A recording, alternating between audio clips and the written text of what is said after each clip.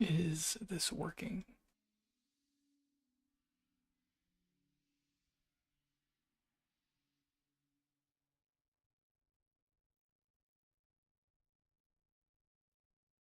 I think it is. Testing.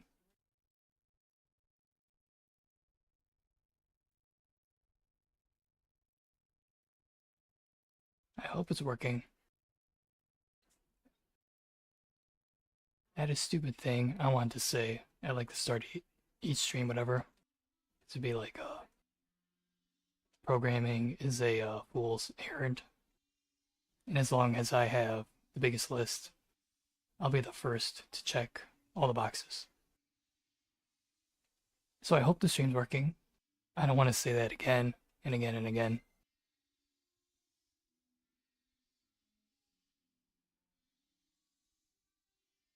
It looks like multi-broadcast is working.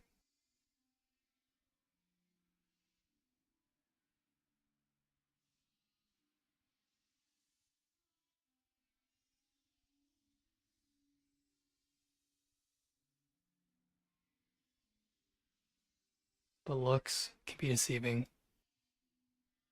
I mean, like, look at your mom. As an example.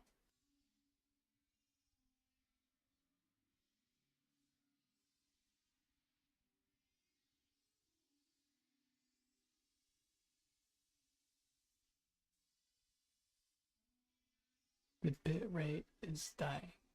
Alright, can I not have that high of bit rate on Twitch?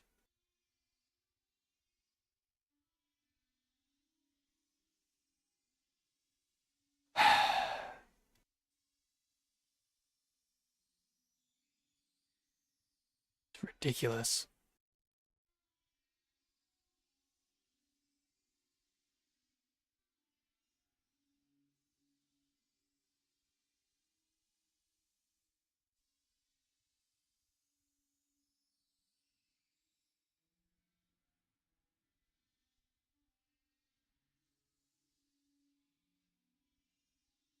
Only 6,000? Wow.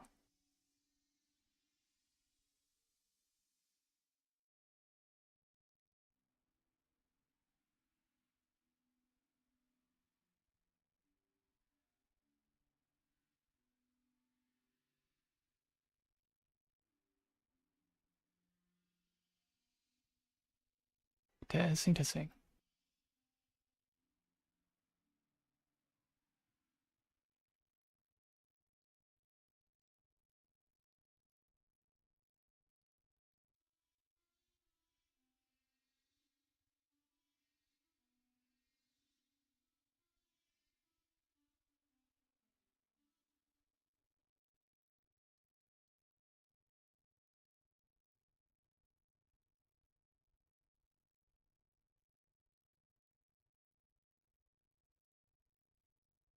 Does Twitch even support 4K? It is streaming.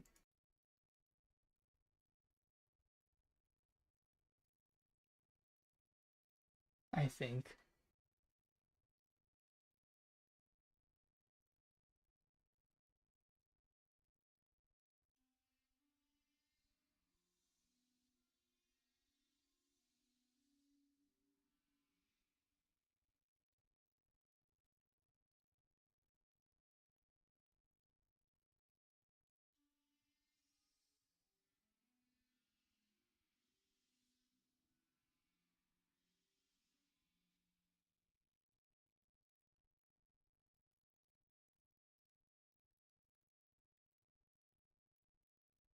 It says the bitrate is red.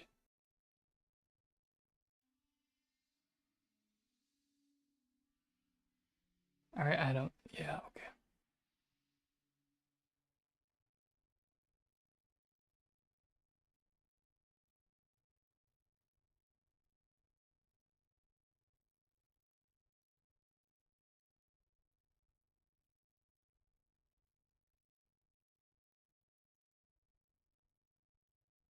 Well, it looks terrible. YouTube.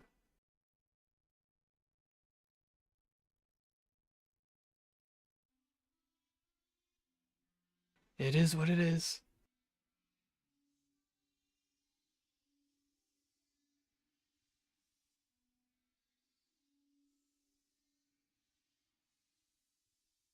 I don't know if anything's even working. Whatever. I'll just assume it is. See, that's stupid to do, but whatever. Alright, so like, I don't know. I made like a JavaScript engine 9 years ago. It took like 2 years to make. And at some point, I'm gonna get to the ECMA 262 standard. If well,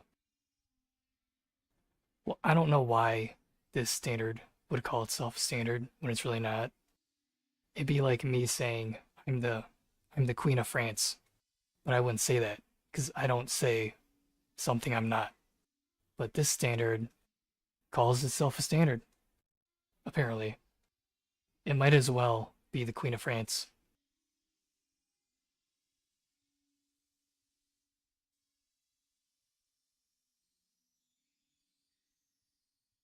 So all browsers currently, they do consider this a standard. Well, this is the old one, but they don't meet it. So every browser considers this to be the standard, but no browser meets it. I mean, like, it might as well be the Queen of France. It's like ECMA 262. So I don't know, like, I'm gonna meet the old standard first and then the newer one.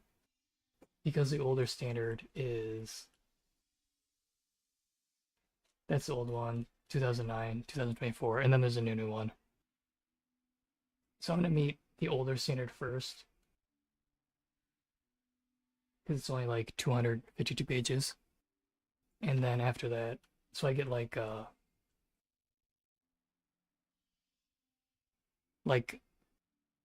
the overall of the JavaScript layout and stuff. And it's only like 300 pages. So the newer standard, 2024, is like 800 pages. So I'm gonna meet the other standard, then 2024, and then I meet the newest standard.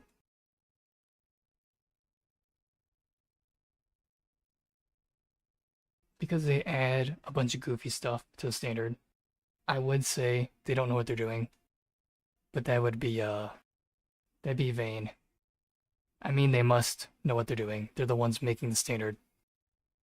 So once I get into the standard and I get my engine to meet the standard and I release it, then I think I'll have a better opinion on saying like they know what they're doing or not. Yeah. And then when I get to the standard though, I'm gonna go through like every single page, whatever the newer one is, and stream it live on YouTube as I meet the whole standard. Because YouTube like records it, not just like saves it for a couple months, then deletes it. And I don't know, be like a whole new browser wars. So the ECMA 262.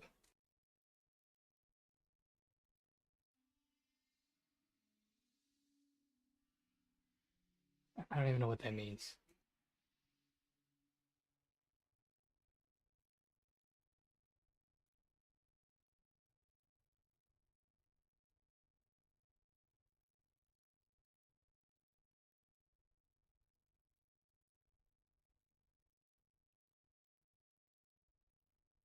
No, I'm gonna use Chatbot. Chatbot would know. It's easier to find stuff real quick.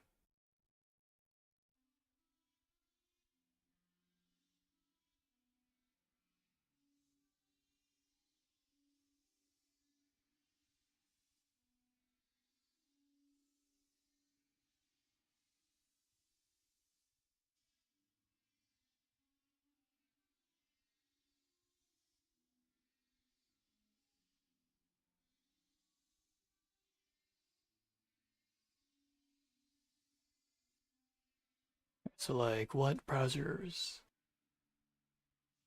that have JavaScript meet the ECMA 262.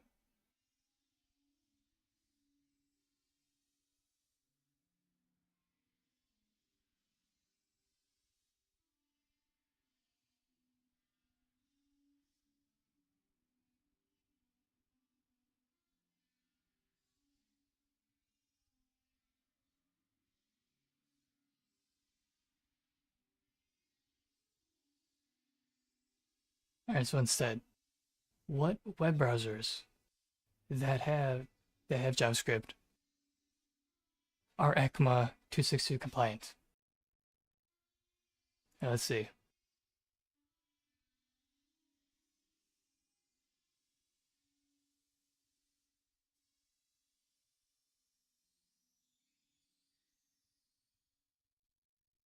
Man, where's the sound?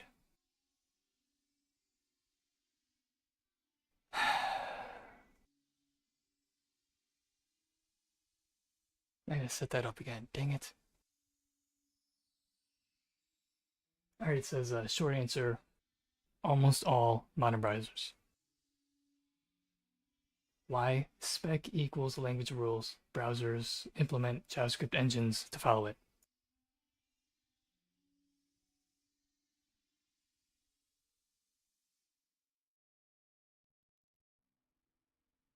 Modern browsers all implement the ECMA 262.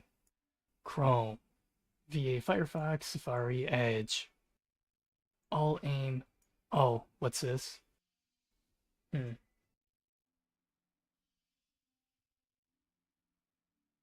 What does that mean? They all aim for high conformance. Oh, they don't actually meet the standard. Oh, but they aim for it.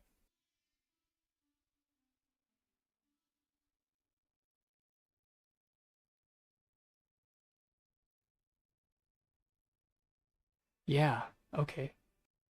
They're aiming. Their aim must be like shooting a sock in the dark or something. Cause like what browser meets the standard? Like 100% satisfies it. Which one?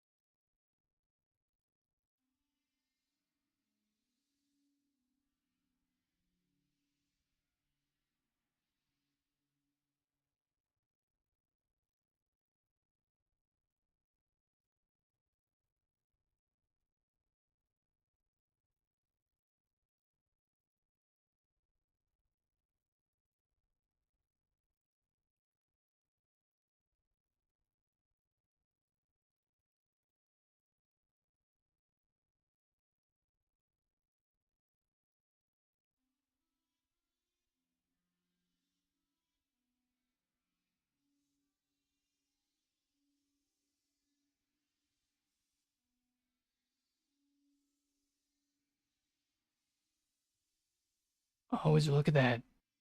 None of them meet the standard. That's a lot of messy socks.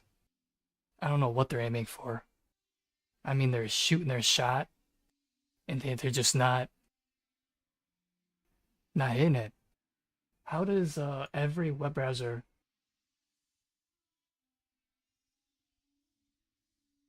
How does every web browser say, "Oh yeah, there's a standard," and then they're like taking shots, shooting off in a sock? I mean, what are they aiming for? What are they doing?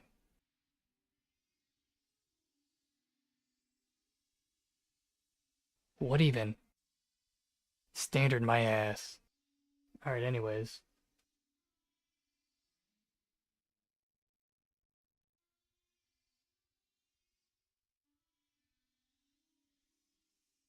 Full ECMA 262 compliance. No browser engine, 100%.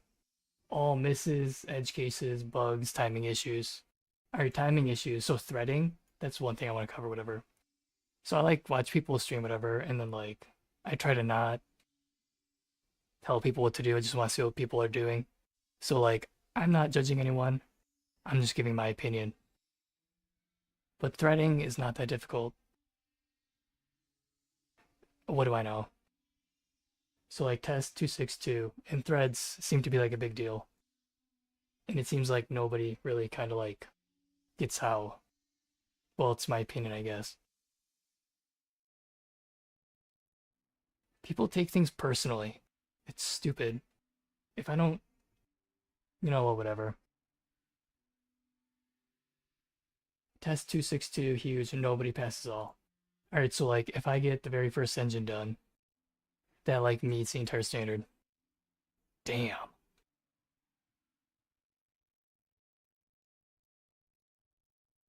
Alright, so like the stream is like numbered 100 something, whatever. I had to like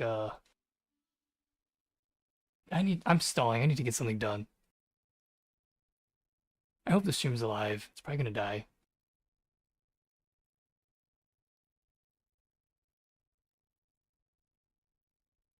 What was I talking about? Alright, so threads. Alright, that's what I was getting to though. Alright, so the Vulkan API for the GPU, whatever.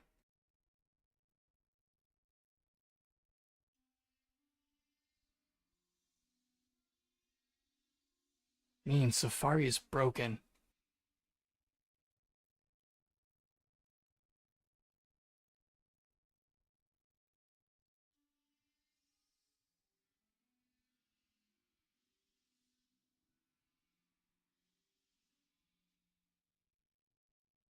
It's not even loading the real website. Alright, so whatever, this API.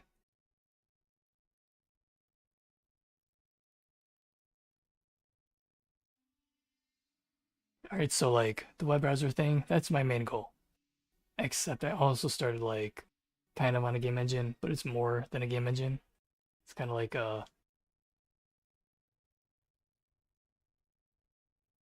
yeah. Alright, so for the kind of game engine, that's why the streams are numbered. I want to get this done and then get back to like JavaScript.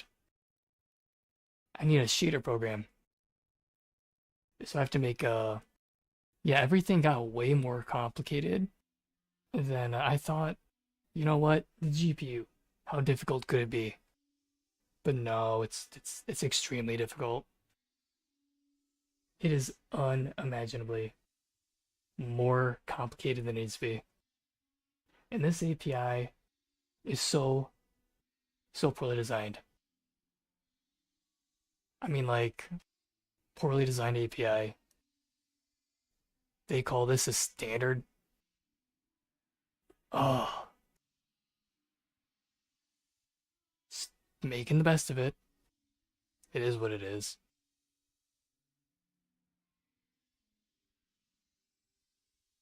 Alright, so threads, whatever.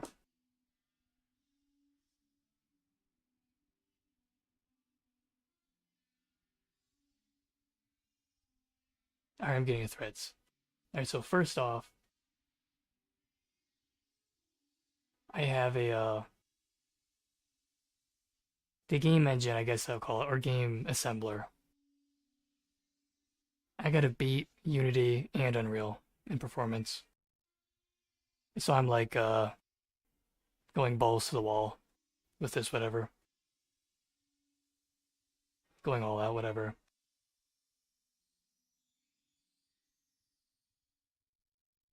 Or like that's kind of gross. Maybe like by the skin of my teeth. I don't know, whatever.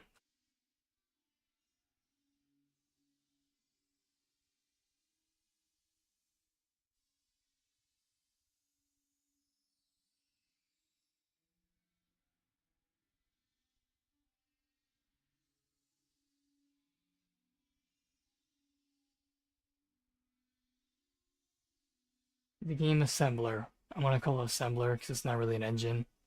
It's like I'm setting it up for like movie rendering and web browsing and all that stuff.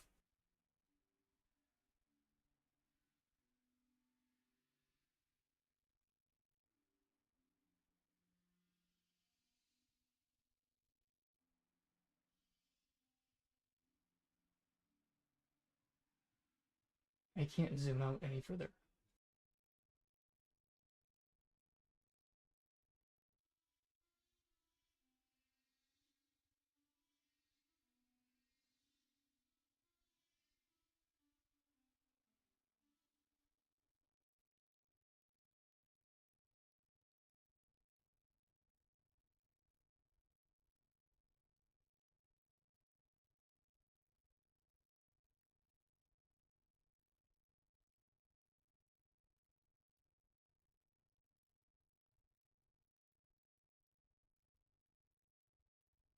Oh, this is so complicated.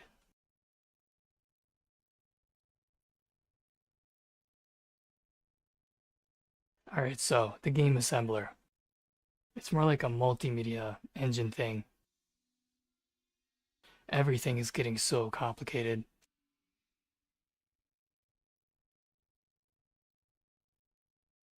So I got like these nodes. I called this node Shrek or whatever.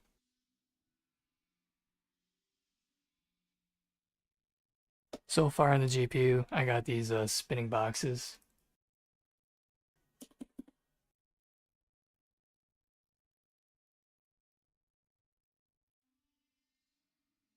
And I made Shrek in Blender. Because who wouldn't make Shrek in Blender? Shrek is beautiful in both physique and his soul. Like an inside out onion.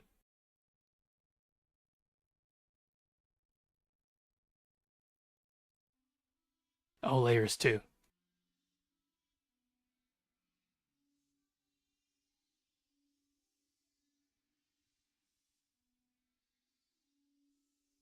Oh, it's gonna take forever to start. This is a first gen i7. What does it mean updating? The internet's not plugged in. Do not. What are you doing, computer? There is no update. Come on. Just stop.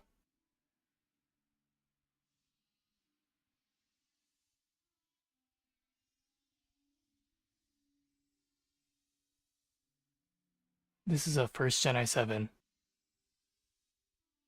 So this will take a second to load.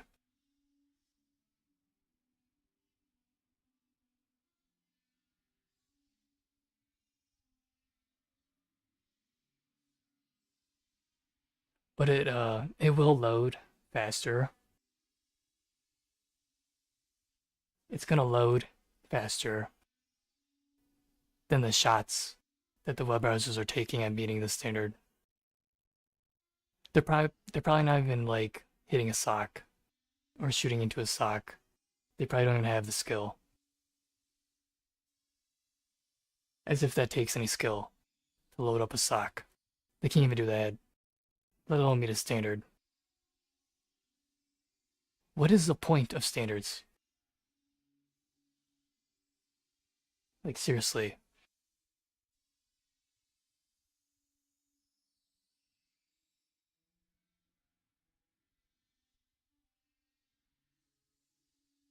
So I opened the file, but I gotta freaking like open the file.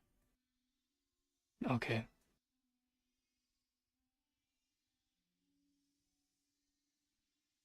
Alright, so I got Shrek here. I want to put Shrek on the GPU because it's more exciting. Way more exciting than these spinning boxes. Oh, it crashed. I gotta fix it. It's like 100 days. I'm digging a hole It's getting deeper and deeper and deeper. I gotta set up these nodes. I have to make a syntax or whatever to put in the C file so I can parse it. So I can make a node called Shrek the node or something.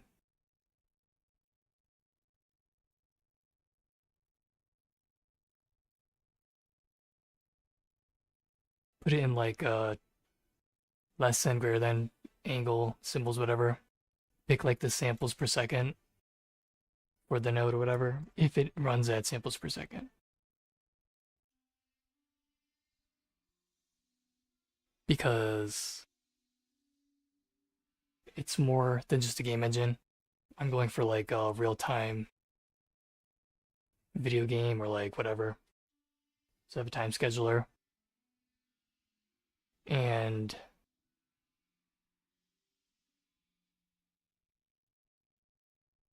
the 9298 megahertz or hertz for like audio, whatever it is like a 700 something samples per second. So like 60 frames per second is nothing compared to like the audio sample rate. So my time scheduler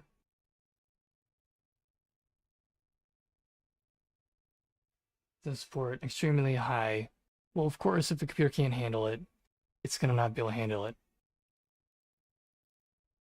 Except on like time schedule, whatever. Most of this is set up. I'm like 100 some days in. I want to get this done. So if the Shrek node is at 30 samples per second, or whatever, it has to attach to the time scheduler. And I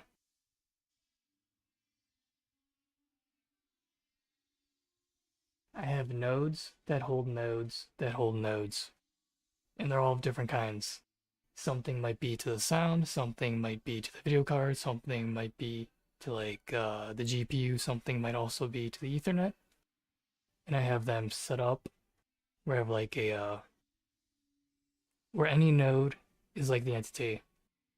So like Unity, Unreal, they're like entity component systems. You can have an entity, but you can't have an entity that is an entity.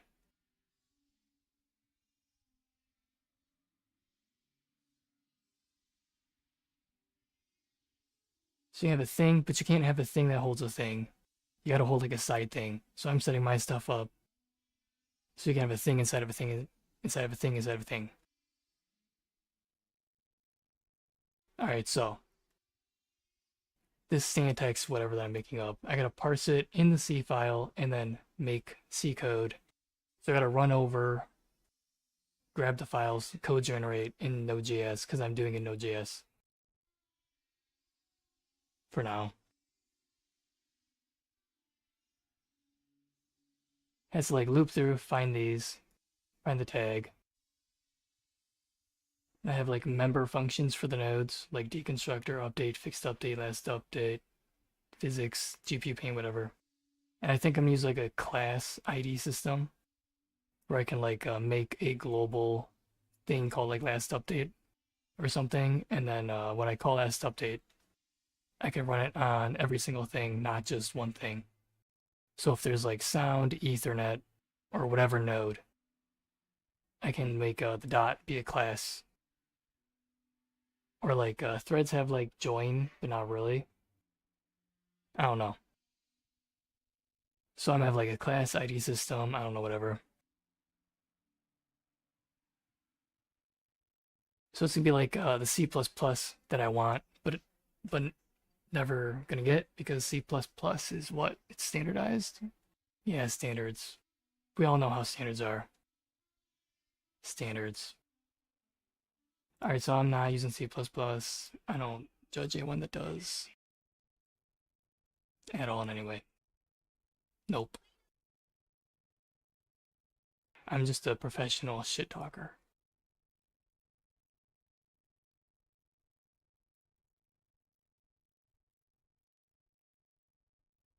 Alright, so I'm setting up a parser and threading, as I talk about threading.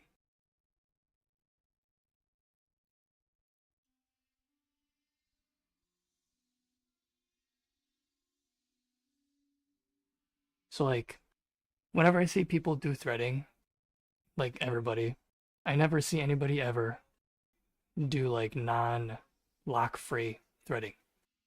So like lock free threading means you're not, I don't even understand the point of locks. I mean, what really? The rules are very simple. The threads.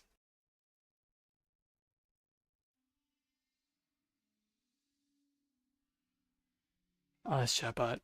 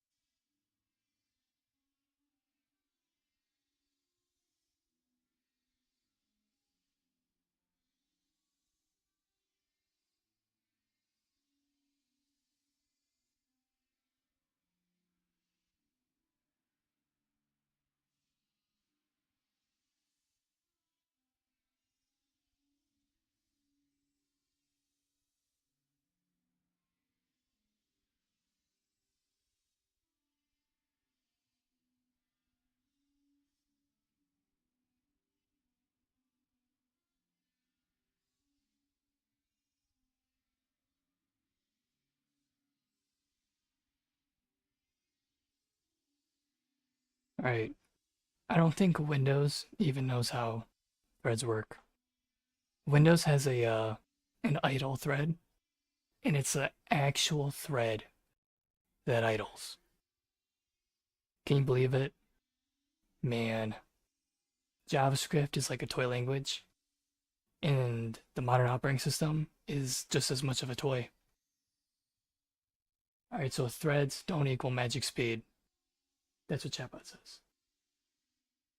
It says threads equal shared memory plus chaos. All right, it's not that difficult, people. It's really not. It's actually pretty simple. It's very simple. Then again, what do I know? It says why hard? All right, shared state, race conditions, order unpredictable, bugs rare, deadlock. Oh wow, what a problem, a deadlock. A live lock. Ooh, another problem. Maybe the problem is the lock. Maybe. Maybe that's the problem. The core problem is concurrency. No, the core problem is that I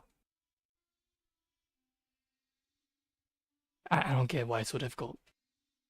Why are you even using locks, people? All threads share heap, each thread owns stack. Cache line fighting, false sharing, memory visibility. Needs memory, consistency model, locks, cost, mutex, context switch, too many locks.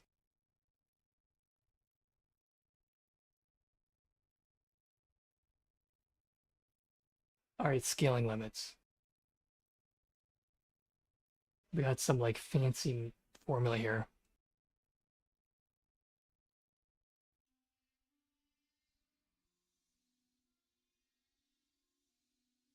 Scale equals 1 over 1 minus process plus process over n.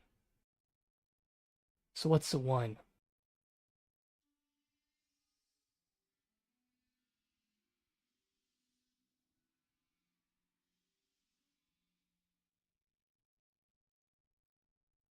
Oh, one process? What even is the point of this?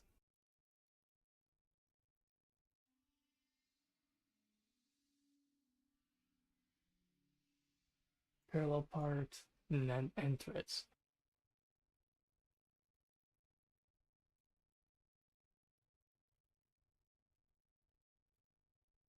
Alright, requirements, task independent, minimal, blah blah blah blah blah. Alright, why people struggle, non-determinism, mental model complex, hardware behavior hidden, debugging tools limited. Debugging threads, man.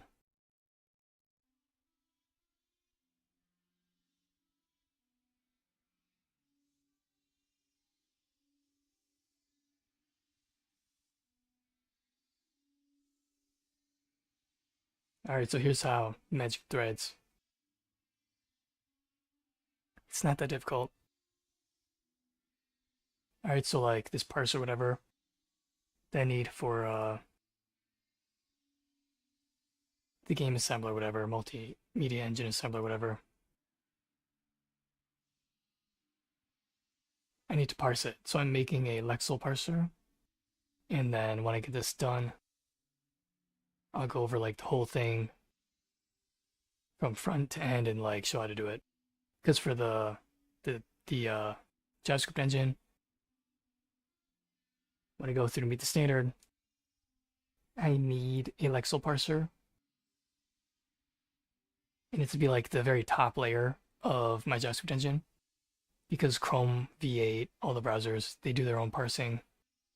I need to set up a table kind of like the Vulkan API for high performance JavaScript because it is extremely fast.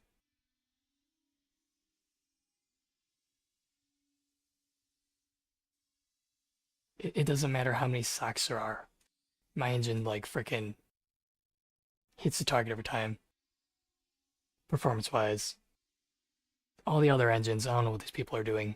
They're just like whacking off or something. It's a fucking joke.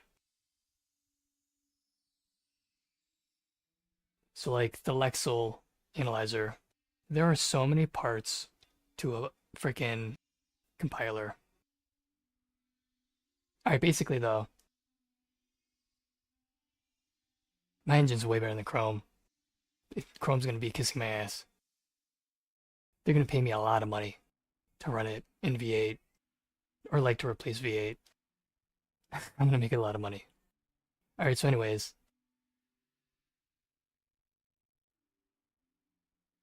Yeah. The lexical parser is the top layer of the JavaScript engine. Or lexical, however you say it.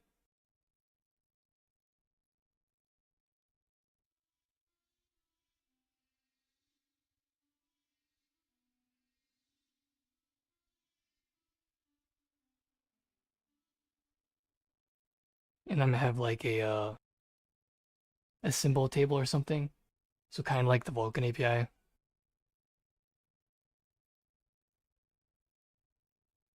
That's kind of why I took on the GPU to get a hang of like some other APIs for reference as I set stuff up. Like broaden my view, whatever. To like get learned. So after using this API, I know a whole bunch of stuff to not do. So I'm gonna try to like make sure my API for my JavaScript engine is like way easier to work with. Because what these people made, yeah. It's like the lexical parser is on top of the engine. So like Chrome V8, all these browsers that don't even meet the standard. That say, oh, we meet the standard, but they don't. They have parsers, whatever. So if I'm gonna like sell my engine to Chrome, I need to be able to like support what they currently have, but have my engine slip in as a different layer, so they can run their parser just like they normally do, except then fill out a receipt or whatever.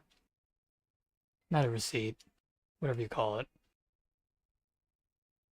Fill it out,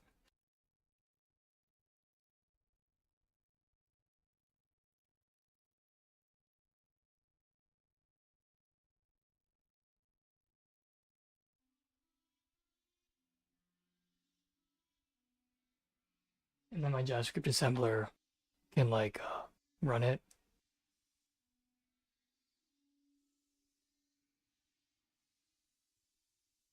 And it can like output stuff back to like the web browser if it needs it. I also need like a table to like support hooking things to my engine for like external libraries and stuff. So I don't know. It's all complicated. So lexical parser, I'm just gonna like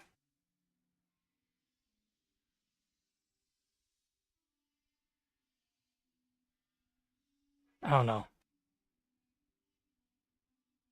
Do it on stream, whatever.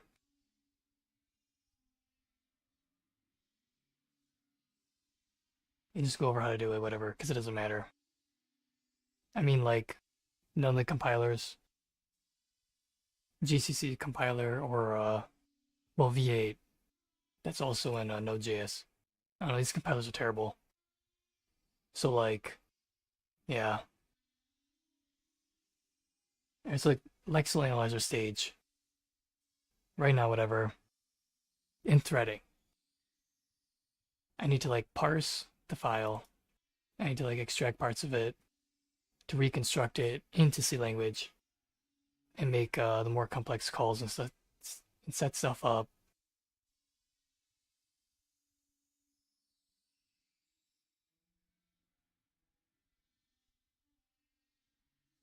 So that the nodes will be correctly like hooked up and synchronized with the time scheduler.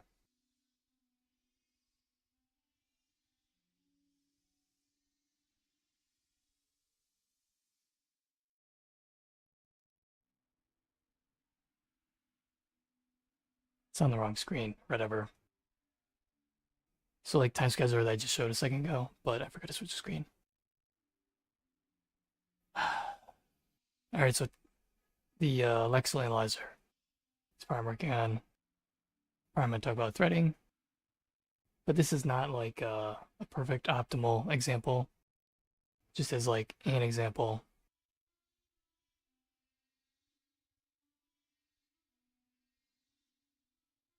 The lexical or lexical, however the fuck you say it, analyzer, it doesn't typically do scope resolution, except I'm doing that in mine because the scope is really annoying to deal with. So I want to like handle it at like the highest level I can.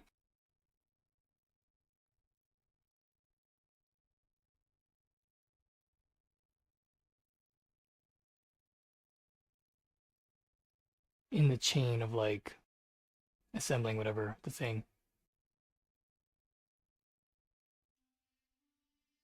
So like all these symbols, whatever. All right, so this is how it relates to threads. All right, it's really, really simple. If, for example, as in thread this, whatever, you don't need a lock. You don't need it. It's like I don't think people think. All right, let's say like I have 3 threads or 8 threads.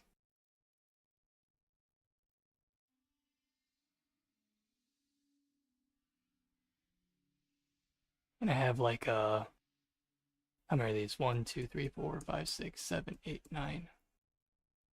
So I got 9 characters to find for the lexical analyzer. All right. If I have 8 threads, I could put one of these to each thread. So one thread will find this. Watch how simple this is. There's lock-free threading. No locks. Lock-free.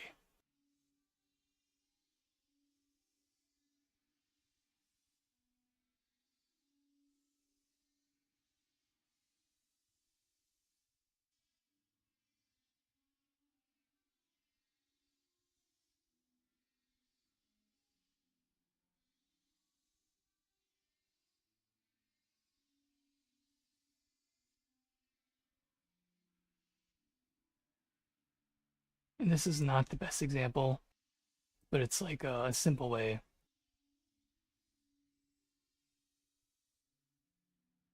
to like explain, I don't know, I guess lock free, whatever, threading. But I think everyone has their own way of doing it that does lock free threading. Because there's some people that I've seen doing it, and it's like they might as well just use a lock. Because like what they're doing doesn't really work very well.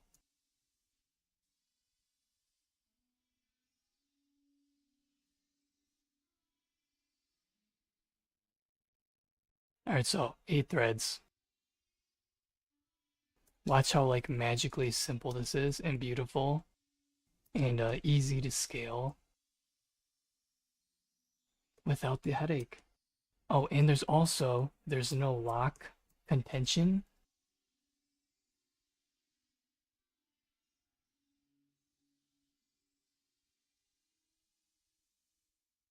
Or lock threads being like stuck or like waiting or whatever it even is. People write bad code and they have all these excuses, but it's really just like poorly designed code. Because there's no reason for locks in the first place. Or at least in my opinion. What do I know? Alright, so 8 threads here. So if I put one of these, because I have to find these characters.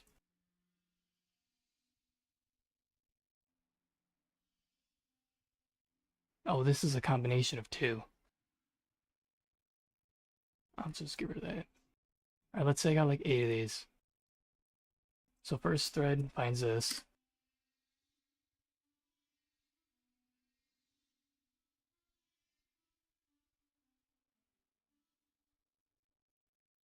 Alright, so I'm like, I'm gonna hit all the targets in one example. Meet all the requirements of actual threading expectations in one example. Because threading's really not that hard. Alright, so thread 0 is gonna find that one. Thread 1 is gonna find that one. What about thread 2?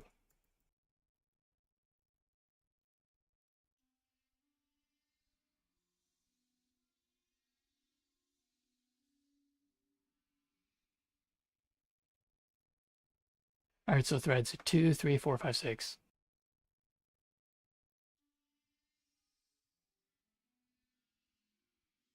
They're all going to find the rest of the symbols that the lexical parser needs to find so it can do its thing. And I'm going to solve for threads locking up or not being available. Everything in one whatever. Alright, so watch this. There's like 8 threads here. So the main whatever. How many kilobytes? Oh, it's chatbot.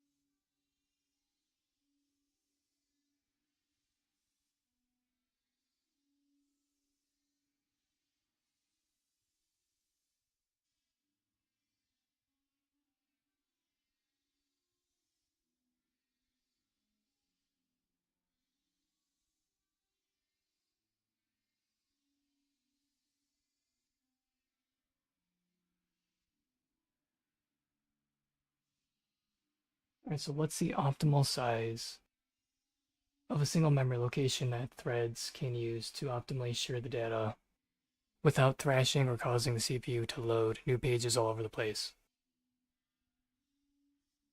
Question mark.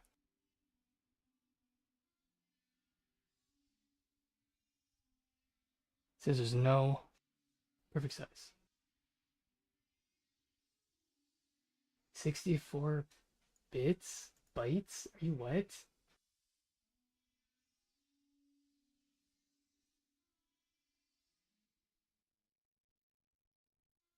Paging is 8 kilobytes.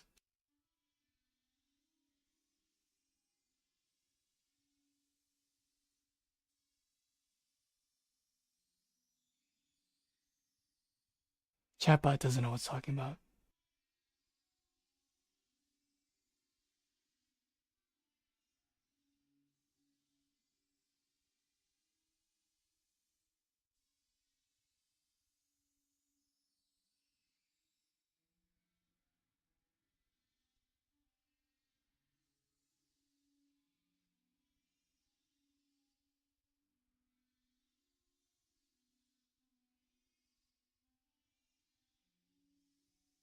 You know what? I do not want to argue with Chatbot, but I'm not going to be told I'm wrong. I just won't.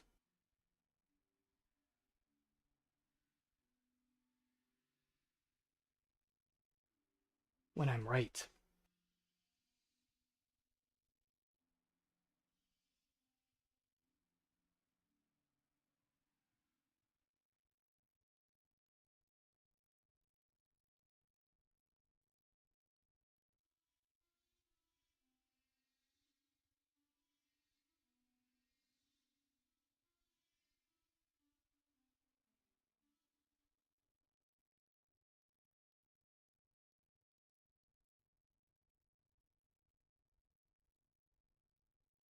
No, it's not 8 kilobyte.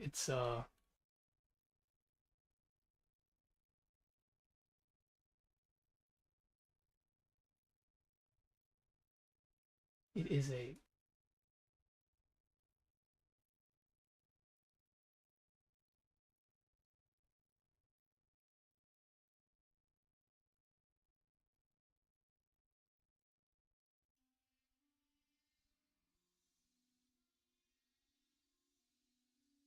They had a 64-bit process running 64-bit Windows in 8 kilobytes. Was the actual page size of 32-bit process? So, like, is Windows not actually 8 kilobytes?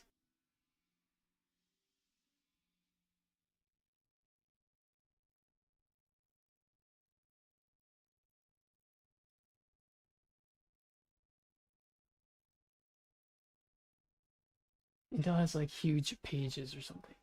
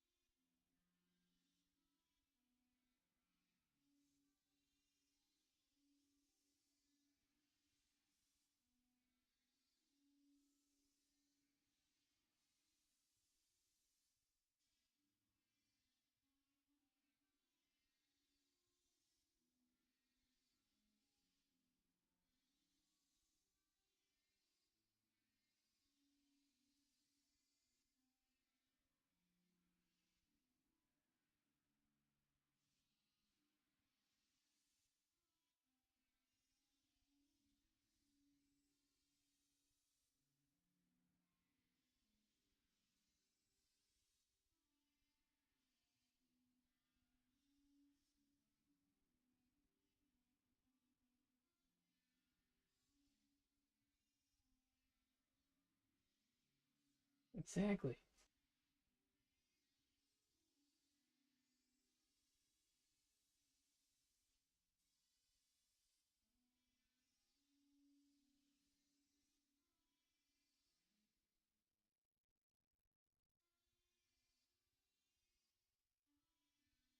Due to native 8 kilobyte pages on the Intel NTM, which complicates.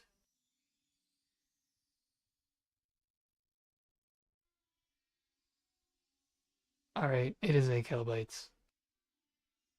I can't find it though. Why is it not showing up? Usually it's like.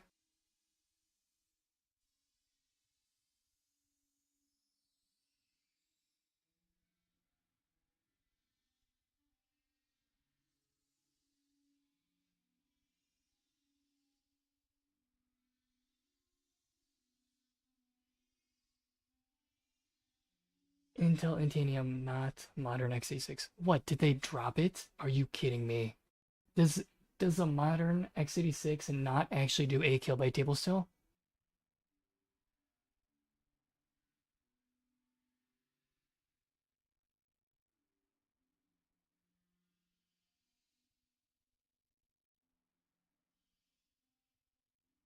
What? No.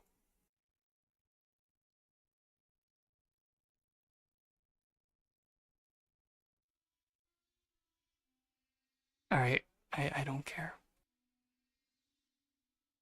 Everything is getting dumber and dumber and dumber.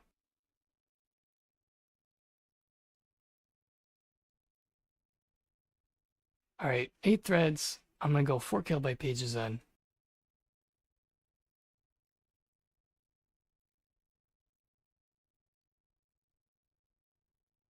Damn. I wrote a whole bunch of code around 8 kilobyte page tables. I went through the extra effort. If it is not still a. Alright, anyways. Let's say it's like a. That's so tiny, 4 kilobytes. Alright, 4 kilobytes.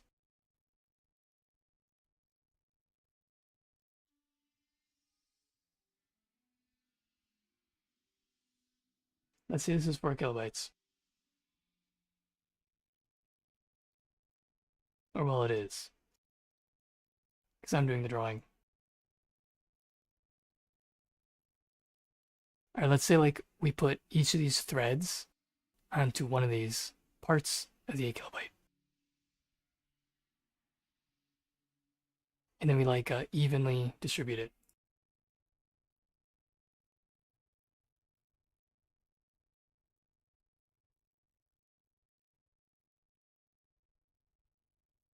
I'm going to draw it unevenly though.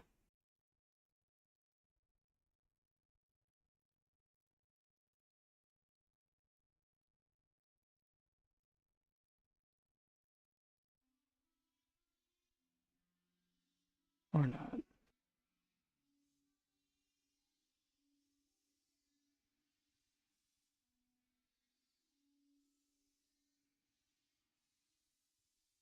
Hold on, what? Oh, I missed 4.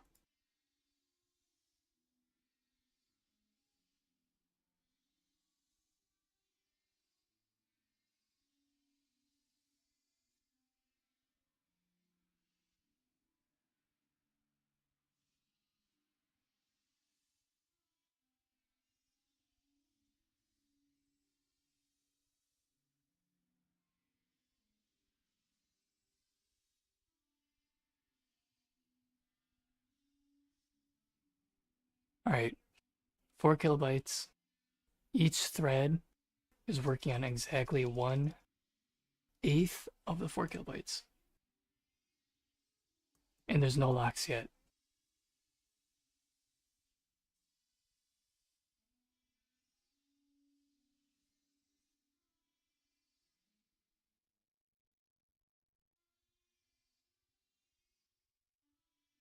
So each thread is looking over the same 4 kilobyte page.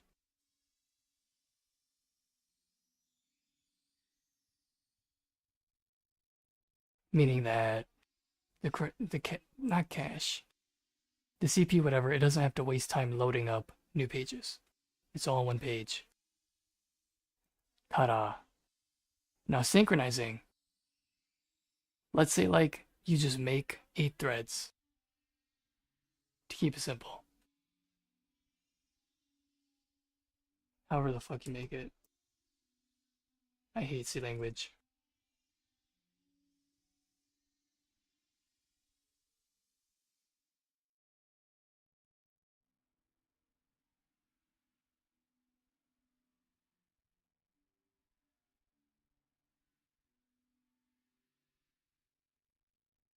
I'm gonna pass in like the base address.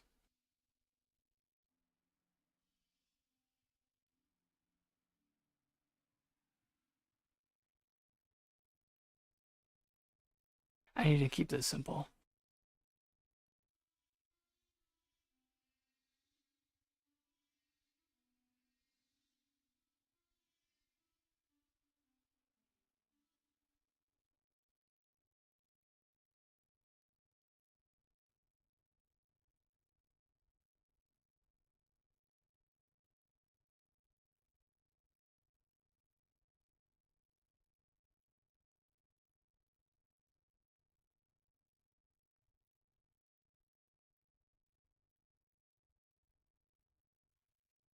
Alright, so destination array. And I'll pass in 0, 1, 2, 3, 4, 5, 6, 7, 8.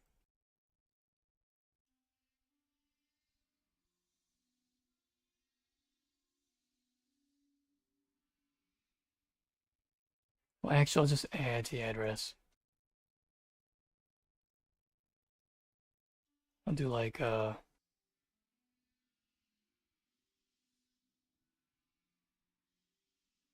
8 kilobytes. It's looking for characters. There's no way every single character is going to be this. There's no way every character could possibly be only this. There's no way the file, or like the section will ever be only these, or it's going to only be string characters. So I would assume that it'd be safe to divide a separate 8 kilobyte page by 8 and then set each of these threads to use an eighth of a different 4 kilobytes as the destination of the result that it finds. And if there does happen to be more of a symbol found, I can have it like return back to the main, say like it's not done. And then there's a fixed number that it can find, that it can fit in its chunk. And if it's not done, it means that the main thread could like just manually go in, override, and then find in whatever section it was the rest of the characters that the last one left off at. So the main could like do cleanup or whatever. So like if 2 is like an offset within the file, it's looking for these characters. And there's like some crazy super deeply nested thing with a bunch of these. And it ends up being so many that it's larger than the chunk of the 4 kilobytes. It can set a bit, I guess, in the data to say, hey, this thing, like, there's way too many of these. This thread was not able to, like, actually count the rest of them. Make like a dirty bit. Or flag. Or bit. Alright, so that kind of gets like my last point. Alright, so like destination address plus 0 to 8.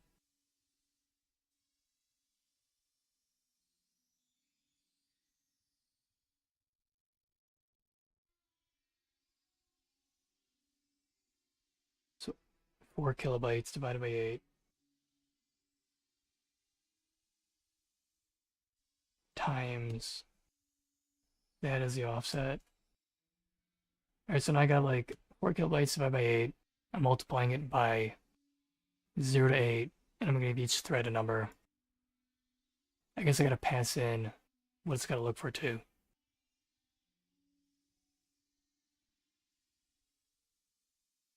Or I don't. I'll just use one static function, and then each thread will run the same exact thing.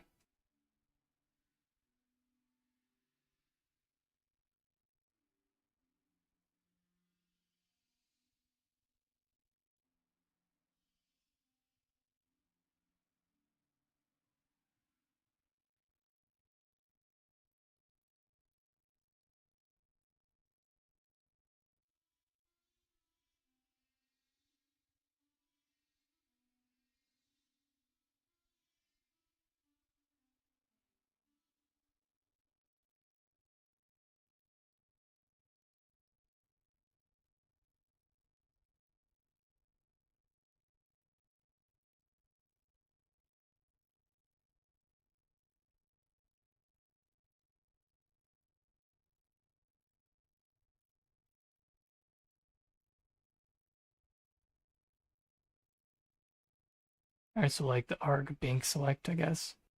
If it's 0, 1, 2, 3, 4, 5, 6, 7, 8, whatever.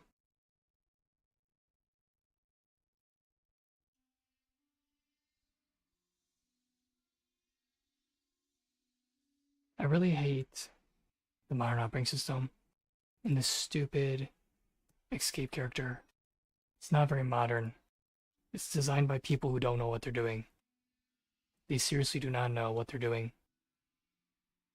Their designs suck. and their operating systems are shit.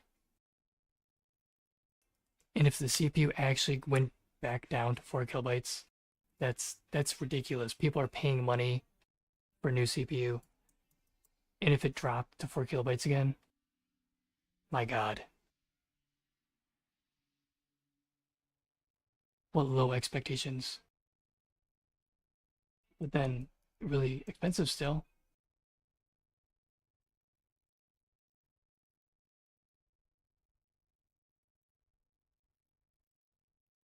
Alright, so I'm gonna have like a monolith thread function. I need to like explain this and get done.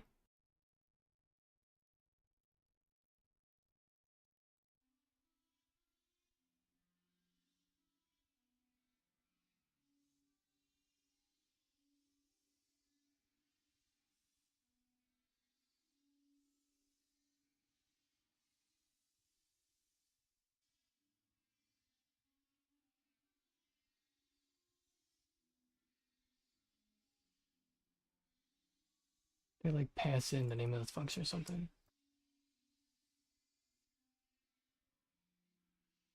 So if this is whatever, new thread, name of the function, or not name, address, whatever we want to call it. I don't remember, I don't care, whatever it is.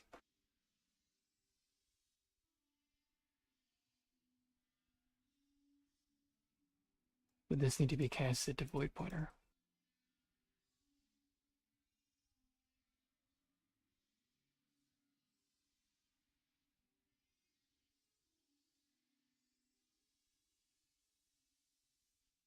Well, this is actually like the argument. I think this goes out here.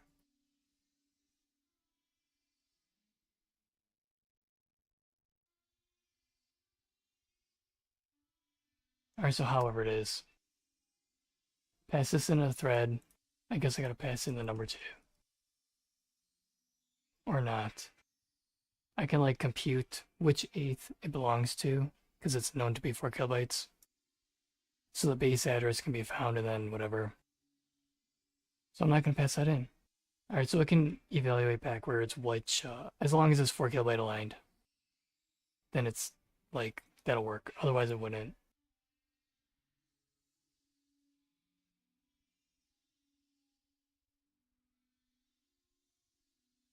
So whatever needs to be done to like pass in that, whatever.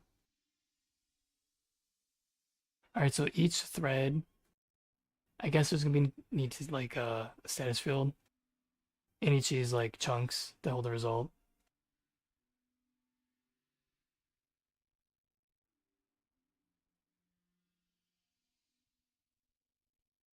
So each of the 8th of the 4 kilobytes is all the status field and then a length. So like the dirty bit will be in the status field, and the length of what was found will be another property.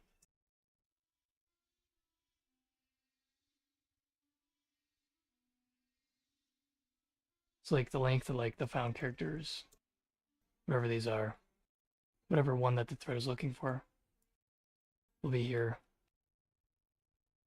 It doesn't even need this whole section, it just needs to return the length. No, it needs to return the position of the characters. So length of found, and then the rest of it would be index of chars, or index of found matches.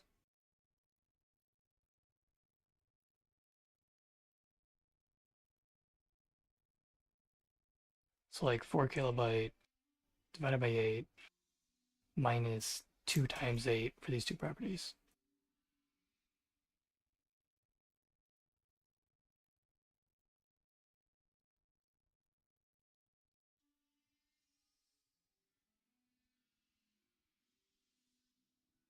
And then ta-da. Alright, now the main thread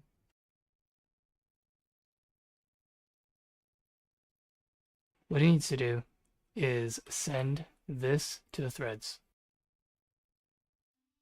And then it has to like sit on it or do something else. So the main thread calls this. Let's leave it here. So main calls this. So put main here.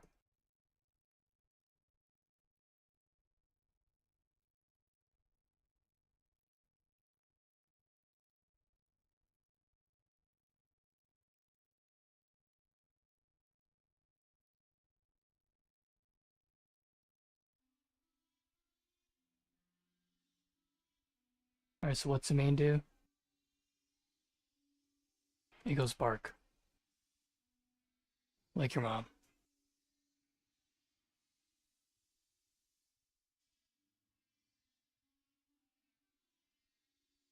Can you swear on Twitch? Is B word swearing?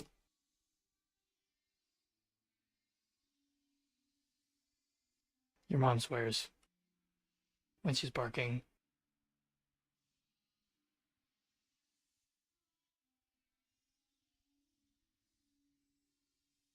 Just kidding. She says moo.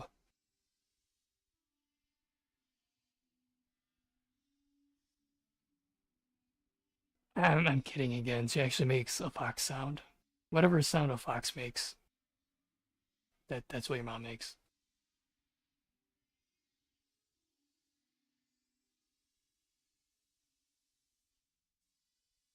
Alright, so the main thread for the lexical parser is like, hey, I need the characters. I'm gonna throw this to threads. So it calls this. This is terrible. You can't like just call threads randomly and like have to work. You'd have to like set up a whole system. But let's say this is how it is, whatever. So main does that, and then the main needs to like check all these addresses in here, or all 8 of them. And whenever all 8 of these say complete, so like 30-bit and then it has a complete bit,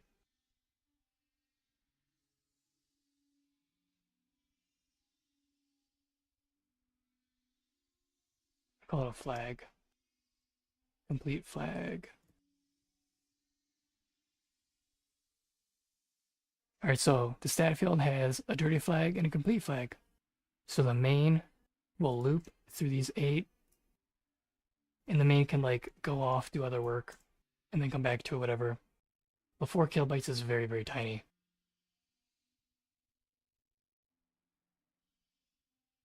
So the main would check stat field of these, and if all 8 aren't done, and if it's like time sensitive, what the main can do is be like, you know what, I'm gonna override fucking search this like little section, whatever character it was for that thread.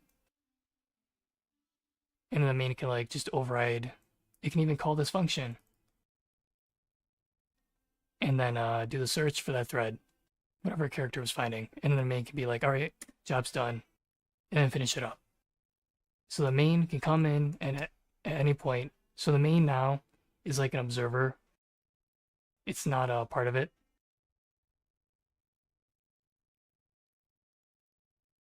And if it needs to, then it can step in and do it.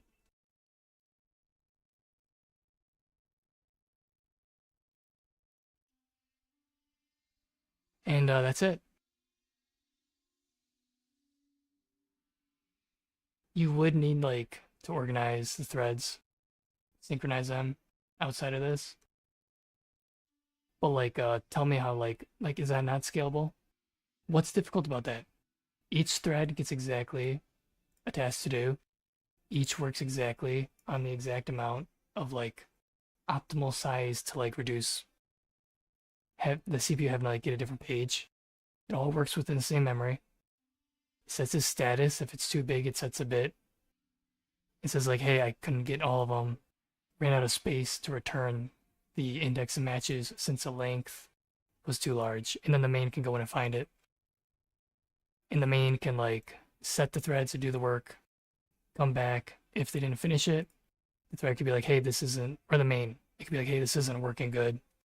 Let's stop like using threads altogether. Or like, hey, it actually found a whole bunch of shit. Let's use threads all the time for this technique.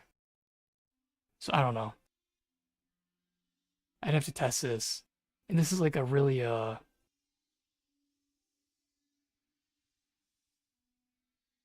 this is too small of an example. I don't know if I get that big of a benefit. I can't give like an actual example because people will steal the idea. But this is like basically in a nutshell how simple threading is. It satisfies every single thing.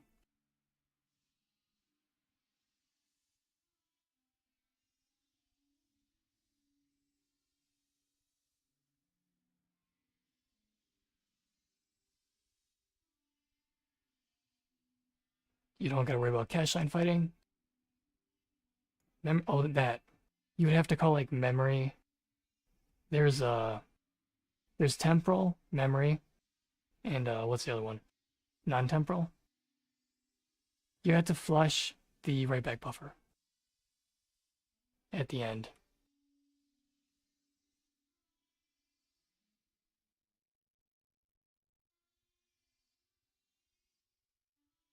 Then you're guaranteed that the memory is not stale or that it's been written. There's no like time, it's not that complicated. It's really simple. Just flush the write back buffer, and then the main will be able to like, yeah. So memory visibility, stale data, that's solved. Reordering, it doesn't matter. In this case, every task is divided out in its own little spot. I mean, is it really that difficult? Is it really that difficult? No, it's not. It's not that difficult.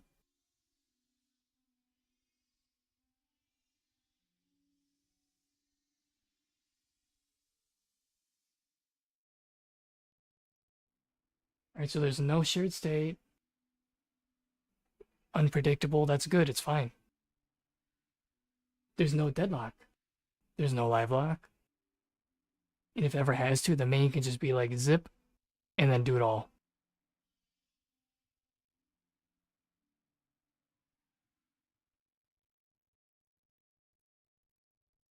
And then you get that magical speed boost.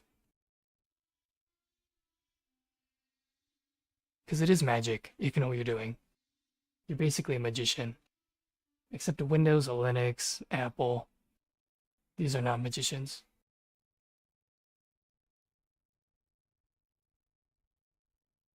They make like big toys. Kind of like the JavaScript standard. It's a toy. I mean, secure government facilities, they run JavaScript. JavaScript is not secure. Can you believe that? I can't believe it.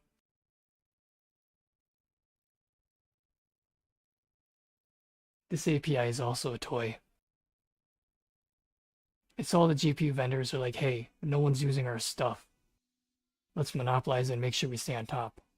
And they all like get together and make their own little standard. Everything has to be a joke. It has to be.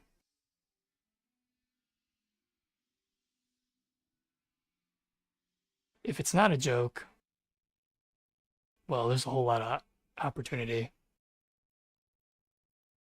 And like programming is a fool's errand. In my checklist, as long as it's bigger than everyone else's, I'll be the first to check every box and get everything that comes with it. Alright, so I gotta like get some water and get something done. I don't even know if the stream's running.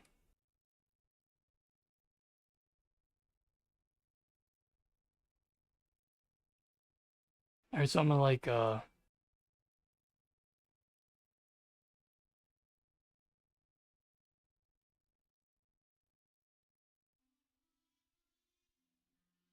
get this lexical parser running.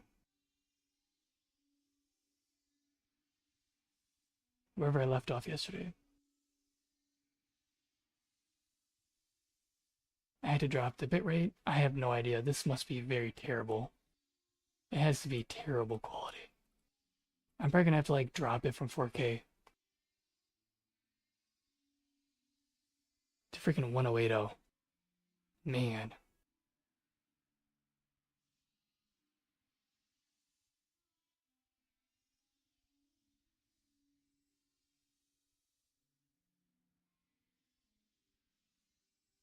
Alright, so lexical parser.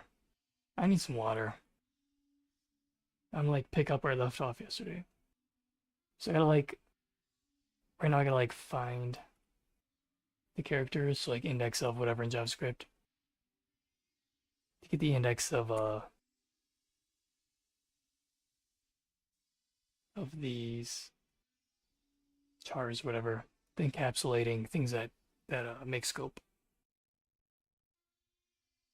So I need, and then JavaScript doesn't have threading because it's like a toy language.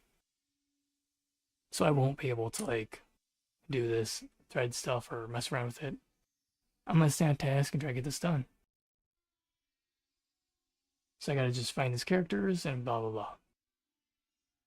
We'll set up the rest of it. Alright, so I need some water. That's planned though, whatever. Get something done. Nothing ever goes to plan. Never.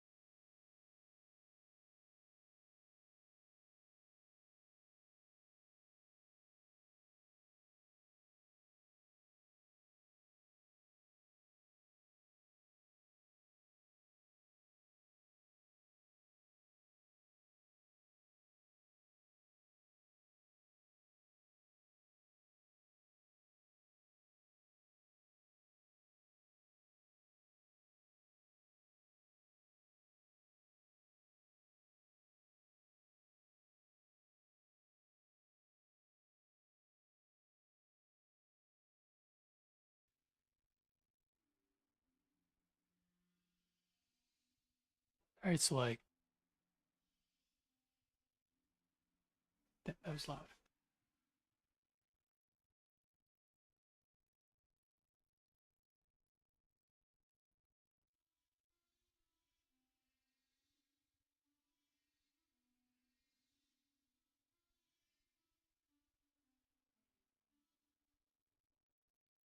My thread example.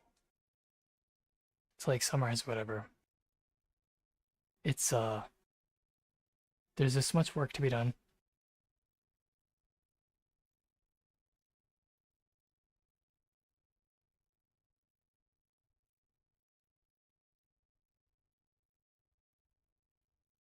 It gets split up.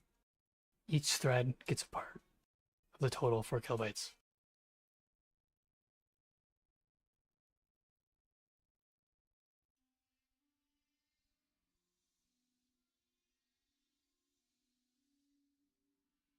So if there's like 8 of them, each thread gets an eighth of the total, which means that the CPU doesn't have to like load up a new page at all. They're all on the same page. So each thread saves this result to another 4 kilobyte area in memory.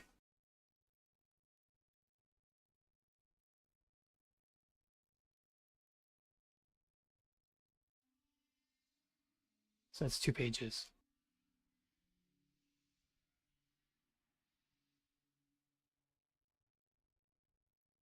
Only 2 pages. The CPU can handle that way easier. It doesn't have to like keep a whole bunch of like pages in the tag cache or whatever. Well, not no whatever. So each thread does its job, and it saves a length in the 4 kilobytes that each one's going to be using the part of down here.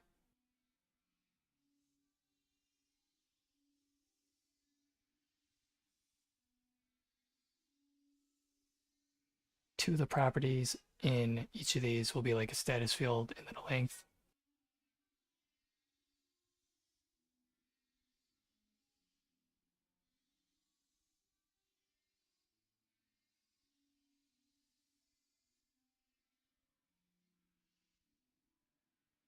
So like the length is like the number of characters found of whatever that character that the thread was looking for.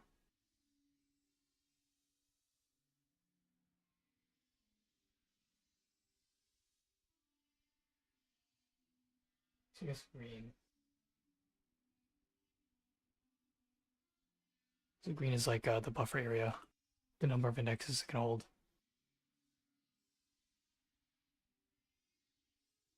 So each thread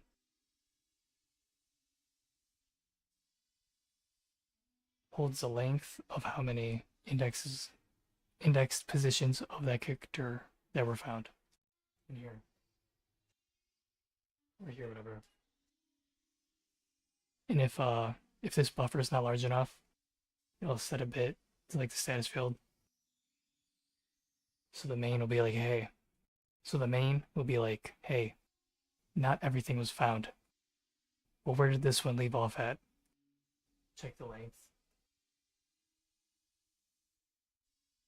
Well, actually, there needs to be a third property to hold the length that it's at while it's searching.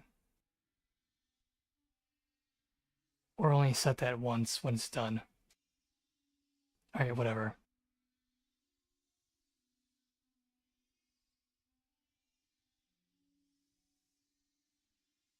Except my example, whatever, would take two 4 kilobyte pages. Split it up. The length that each one searched, if one's taking too long, if one of them's like, hey, I got this far.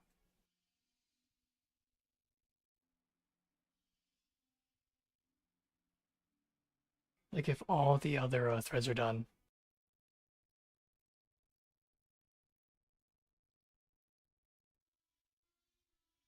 But somehow this thread is like stuck.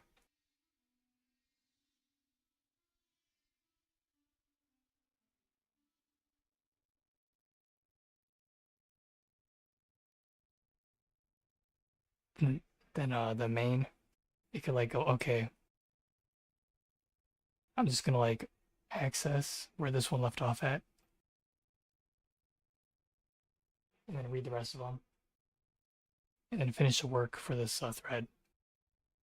So the threads won't like lock, they won't get stuck, they won't get stuck in a waiting loop. Theirs will just wait. They'll get the work they need. They'll do the work, they'll write the result to like the output buffer. And then that's it. The thread can go on to something else that the main might pass to it. It doesn't need to like synchronize at the very end, whatever. There's no locks at all. Lockless. So I don't know, whatever. Alright, I gotta finish up the parser.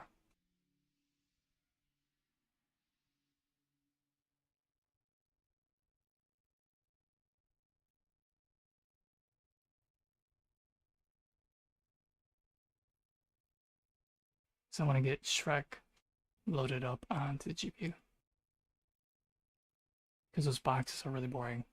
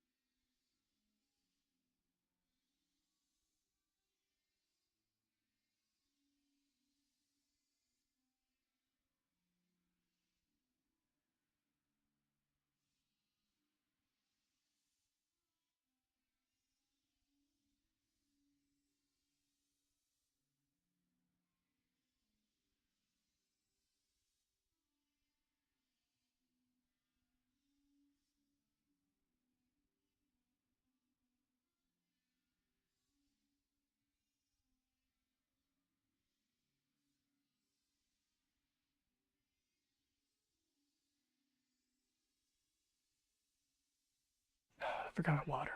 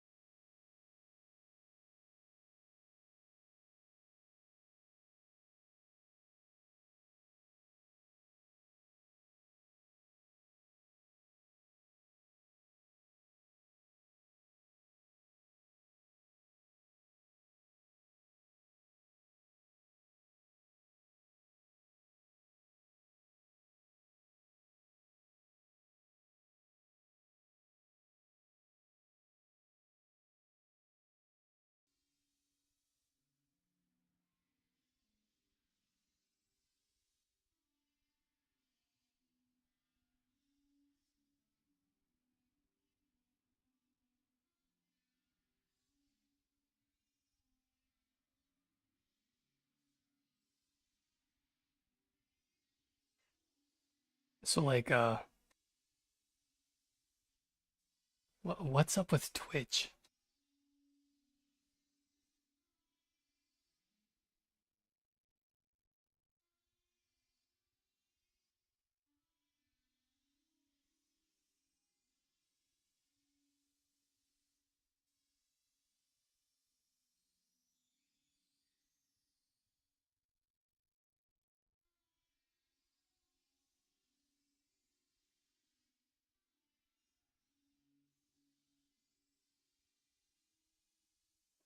I dropped the bitrate. This is like within Twitch's range. It's not even this. I set it. I set it to like.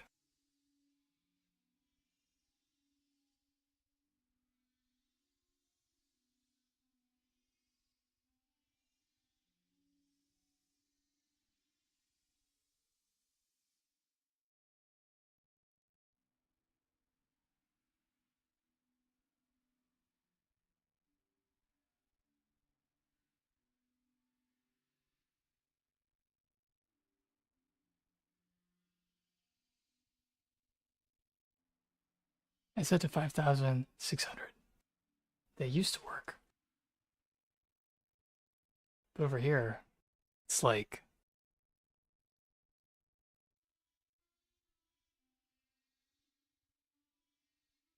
just there's no winning. YouTube says, "Hey, it's fine. You're not setting enough though." And Twitch is like, "Oh, it's failing. It's failing. It's failing."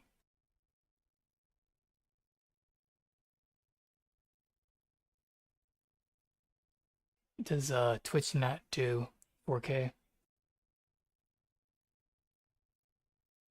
Or am I being like singled out? Because it used to work. What the heck?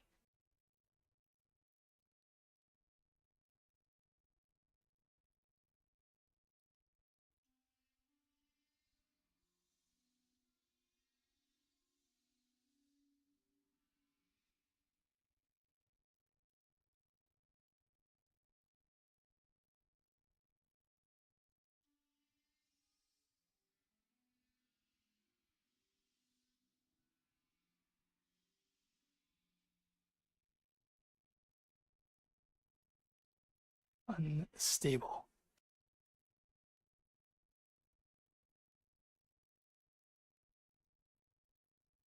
It it literally looks perfectly fine.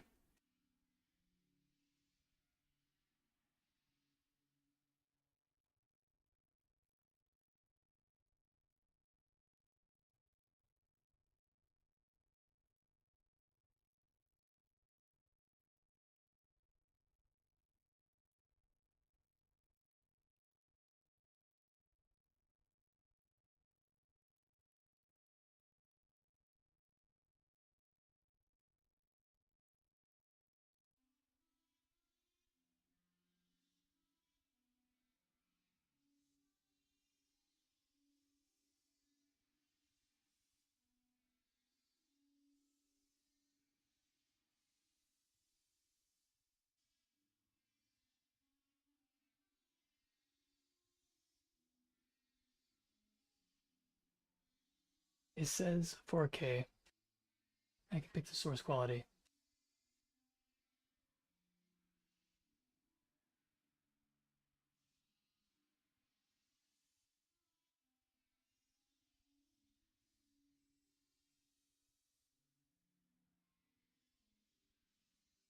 Huh.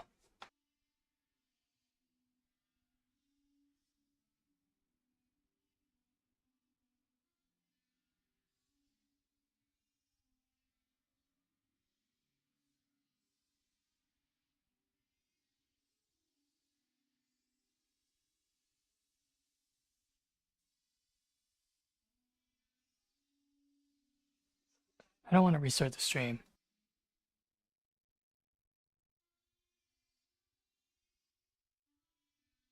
Test.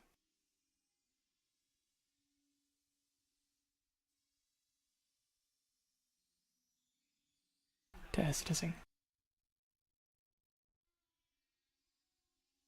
The CPU is nothing is wrong.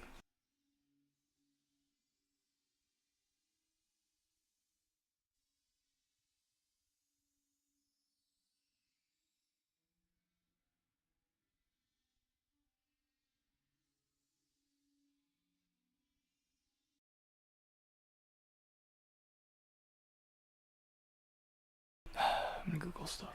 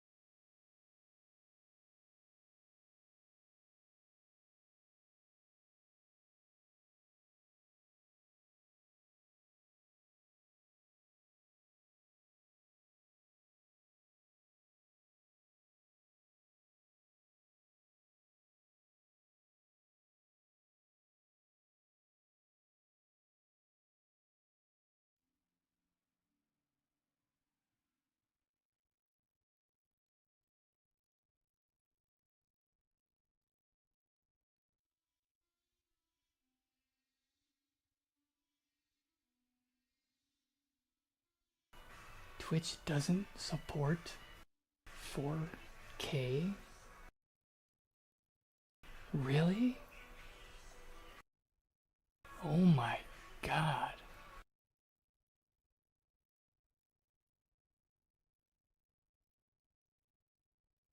Well,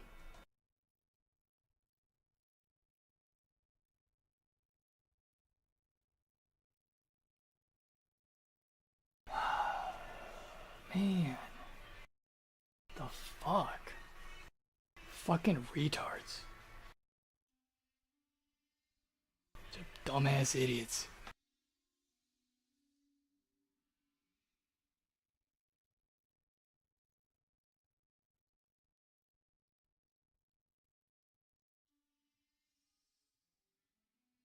I'm gonna have to fucking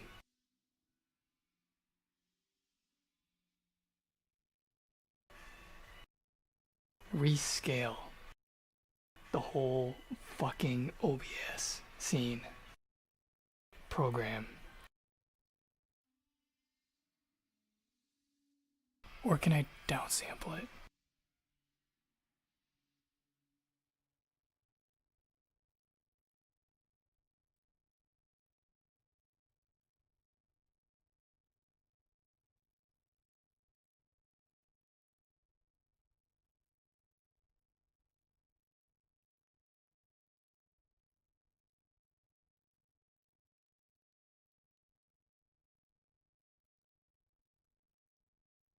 And you can't change it when it's streaming. Because OBS is also retarded.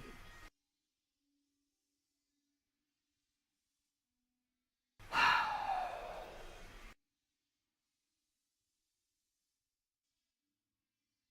have to like end the stream and then downscale it.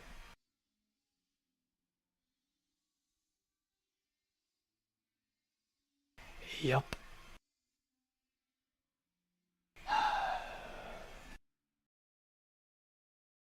Everything's fucking dumb.